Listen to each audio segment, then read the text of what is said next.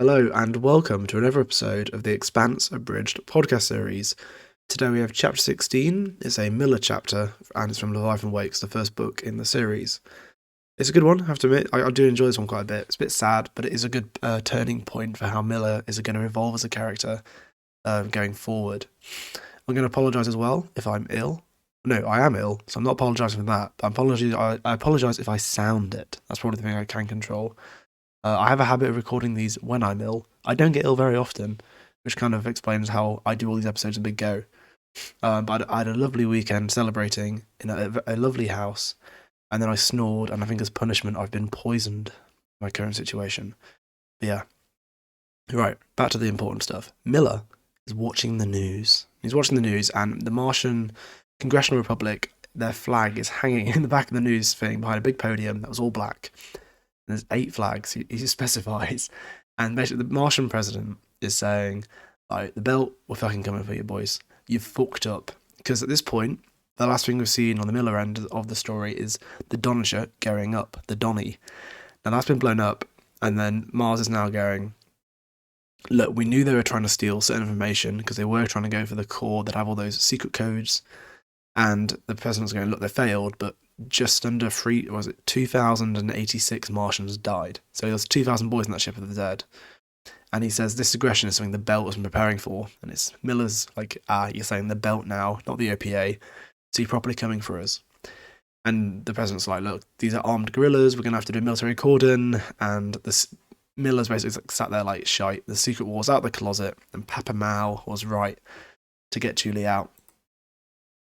And Miller's like, we're going to have to start doing all this stuff. Because obviously he's a police agent, so there's going to be loads more tracking, there'll be curfews. And technically their station, Ceres, where they are, is neutral. Because Star Helix is an Earth corporation, so they don't really owe Mars anything. But there'll just be more and more security. And he's like, if things happen, they could be like someone could throw a nuke at the planet, 7 million people die if they crack it open. All these things could happen. And Miller says it sounds like relief. Like all this tension is kind of ending and it's coming out of the game.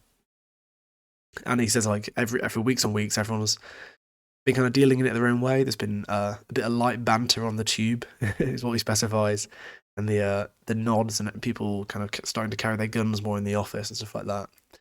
And yeah, so we're kind of heating up a bit now, and Miller's almost excited for it.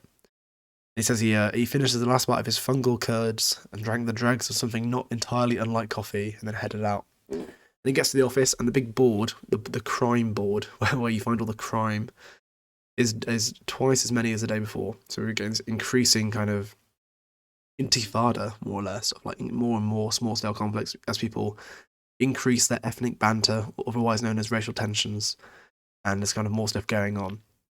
And he's joking with his new, very miserable partner, Muss, who I think we met last chapter, when that bloke had been killed, about if they're going to become the Gestapo or not. And she's like, if we do, there's a guy who I always knew as a rapist, but we can never get. I'm going to go kill him. And he's like, it's the deadpan chat you had when you just worked the job, which is different, I suppose, when you're a policeman doing stuff like that. They start talking about who do you reckon did it, and they're like, they all think it's the OPA. But then Muss is like, everyone's been hearing these things. The OPA is more than one person these days. It's not one organisation. It's like a schism. There's multiple groups because some people are claiming it, other people don't know. And Miller says if there was a schism in the OPA, the board as they saw it was nothing. This will be a bigger civil war. Then Captain Shadid, who runs the kind of station, pops out of her office, has a look around. Everyone goes quiet, stares at Miller, and gestures him to go to the office. And Muss is like, fuck, mate, you're fucked. So Miller walks into the office, and the big boy, who we've met a couple times now, is sat there, Anderson Dawes. So he was the one who Miller kind of spoke to a couple times about Julie Mao at the hole, at his apartment. I think they spoke twice now. The first time Miller was like a drunk, miserable person. The second time he was just miserable.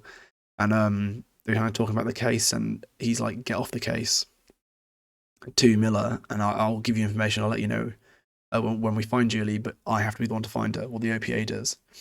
And Miller's just kind of sat there going, oh, fuck. So the head of OPA on Ceres is sat next to my boss, who is the head of security on Ceres. And Shadi says, look, you're working that Mao job. I told you fucking not to. I said it wasn't priority. Why are you fucking doing it? And Miller's like, I disagreed. And then Dawes hits him with the "you don't understand what's happening," which is basically all he's really been saying for like 3 chapters. Um, which Miller doesn't like, because obviously Miller thinks he's an amazing detective, and he's like, "Fuck you, I'll figure this out." And Shadid is like, "Oh, you get the fuck off it. Give me all your documents. Like, you'll do it all by lunchtime." And Miller's kind of protesting. He's saying, "I have these inquiries to do, these final things." And obviously, the last thing we saw from Miller was him sending that letter to Julie Mao's father, Papa Mao, Jules Pierre Mao, I think his name is. And Shadid kind of reveals that didn't get out because she's been monitoring the entire time. And she's like, she doesn't say out loud, but it's in italics, the idea that, like, of course I'm fucking monitoring you, and what are you going to do about it? And Miller starts to Miller at that point realizes he's completely out of his depth. He's completely controlled by Shadid, and he's just been kind of almost strung along, effectively. Because he was actually doing some big detective work then, and then she immediately stops him. So how long has she been watching him for? And he starts basically whining. He says, "What about the Holden tapes, the transcripts," which is what he talked about last time, and he also got bollocked. And Anderson Dawes has to step in and goes, "Look, detective, we're not bearing the issue. We just don't want you doing it anymore. You may be a belter," because we know Miller is a belter, "but he's still working for an Earth corporation." Sorry, I had to grab some water. And the whole issue there is it will look like Star Helix and Earther is getting involved in what currently is only a belt Mars war. And in that case as well, because he's working for Star Helix only really has jurisdiction on Ceres, and it states they have a little bit on, what does it say? A bit of Ganymede and a few dozen warehouse asteroids. And if Miller goes outside that, he doesn't actually have any authority. He's just a geezer, a dude. And like, he can't really do anything there. And they kind of go through it, and Miller's like, Miller's at that point is like a bit annoyed, a bit sad. He's like, "You did it. You're the one that put her on the scopuli, which is the bait for the Canterbury, and the Canterbury was then the bait for the Donager, which was killed by these stealth ships." And Dawes is like, "The fuck do you think, mate? We're the OPA. Where do we get state-of-the-art warships from? And if we have them, why aren't we winning a war already?" It's conspiracy theories, Miller. Like, it's just ridiculous you're even saying it. He says the only thing that the OPA could do to take out a ship that size would be sending a load of small ships with nukes and hoping to get it through, like, suicide attacks, basically. And he's like, "We don't know who's done it, and we're going to find out, but you can't find out because, 1, you're shit, and 2, I don't want you to because you're basically an Earther, because you work for these Earthers." And Shadid's like, "You're going to do what he says, and I'm telling you to." As a boss, she's not asking, because Miller's kind of implying that it's equal. And Dawes then drops that they actually have Holden. So obviously, as we know in the last chapter we read, well, I read actually, you listened, you get. They read it. When I read it, you find out Holden is on his way to go find Frederick Johnson, the big, like, the butcher of Anderson Station, I think his name was, like his nickname. And Dawes kind of reveals it and goes, "Look, we have Holden. We're going to find all this out. I have the information, the people, the resources." And he says, "You can't even find out what happened to your own riot gear." Because obviously, I think it may have been 10 chapters in total now. We had a thing where they went to go quell some riots, and as they went out to do it, they realised all their gear had been taken. And Miller had no idea what had happened, and only Dawes could find it out by explaining that a certain ship went one way and had like a really big decrease in its weight and its time, which meant they must have dropped off somewhere. And Shadid is kind of going, "Look, Miller, there's jobs to do, there's crimes, go out and sort it." And he's like, "Yeah, fine."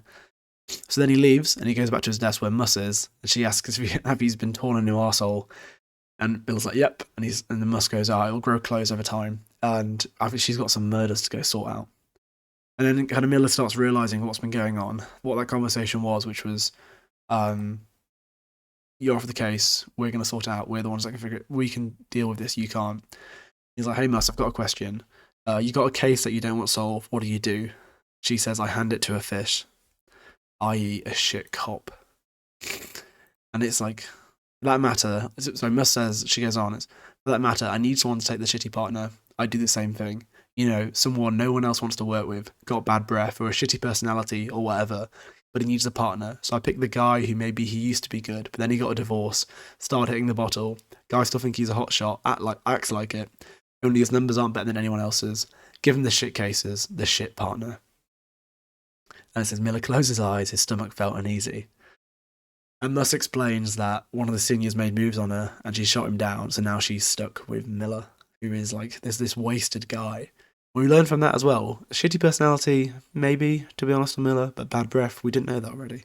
That's a new thing we learned about Miller from all his mushrooms. And Miller's like, maybe you shouldn't have turned him down. And she's like, no, yeah, back air, I hate back air. At this point, Miller's realised he'd had to know he was this station joke, the guy who used to be good, the one who'd lost it. And Mus doesn't even look upset. She's told him this, happy or like pleased that he's annoyed him or like whatever. Mus is just saying it matter of fact that he should have realised, like he should know he's the joke in the station.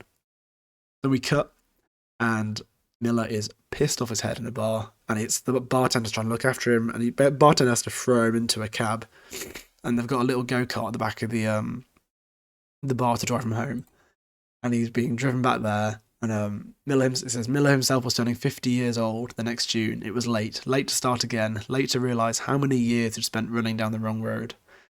And Miller's at this point, he's basically just having like a big L. He's sucking that L really hard, and he's gone to get drunk, and he's still just sucking it. And he's like, I thought I was good, all this time. I thought I was at least good. And the bar guy's going, you do fine. You just got a shitty job that I was good at. You do fine. And Miller lay on the back of he's laying in the back of this car. He's just trying to go back. He's had to give up all his Julie work. He's given away the documents. He has nothing anymore, and he's just very, very upset. And the bartender's like, "Who can I send you back to at this point?" Because obviously he needs someone to look after him. So can I send you to this Julie girl? And Miller's like, "How do you know about Julie?" And the guy says, "You've been talking about her all night. She's a girl you fell for, right?" Miller frowns. He's been talking about Julie. That was what this was about. Not his job, not his reputation. They're taking away Julie, the special case, the one that mattered. You're in love with her, as Celie said. I think I am, says Miller. Too bad for you. Oh, it's a good one. Miller has this big reckoning that he is a little bit wasted. Like he's nearly 50, he's getting old, he isn't actually very good at his job. Even though he kind of thinks he is, but he is like, I don't know, he's all right. He's just not the hot shot he is anymore. He's just an average bloke who's a bit depressed and drinks quite a bit and thinks about his wife, who every time we've met his ex-wife, she's been sighing as like a hallucination. And he's kind of realised that he wants to sort out Julie. He wants to sort out that case. It's the one he actually cares about. It's the first time in a while he's been really motivated. So we get a very big shift in Miller, which is nice. I think it's quite a good one moving forward. We'll have a bit of a different flavour of the chapters as he starts moving about a bit more. But yeah. Thank you for listening to this with me, and I hope you have a good week.